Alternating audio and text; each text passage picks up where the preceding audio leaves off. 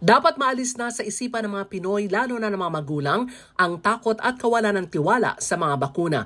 Ginawa ni House Deputy Majority Leader Janet Garin ang apela sa gitna ng tumataas na kaso ng pertussis sa Pilipinas. Ayon kay Garin, na naging dating kalihim din ng Department of Health, hindi dapat matakot ang mga magulang na pabakunahan ang kanilang mga anak. Sa report ng DOH, 1,400 na ang kaso ng pertussis sa bansa mula noong Enero hanggang Abril at mahigit 6 na po na ang namatay. Sabi ni Garin, ang vaccine hesitancy ang dahilan ng pagtaas ng kaso ng pertussis, tigdas at iba pang mga sakit na maaring maiwasan kung may bakuna. Umaapela si Garin sa DOH na palakasin ang kampanya at impormasyon sa mabuting dulot ng mga bakuna para maiwasan ang pagtaas ng kaso ng iba't ibang mga sakit na karaniwan biktima ang mga bata. Una nang sinabi ng DOH, inaasang darating sa bansa sa Hunyo ang may 3 milyong 5-in-1 vaccine doses at bumili rin ng DPT doses laban sa diphtheria, pertussis at tetanus. Para sa MBC TV Network News, ako si Milk Regunan. Sama-sama tayo, Pilipino.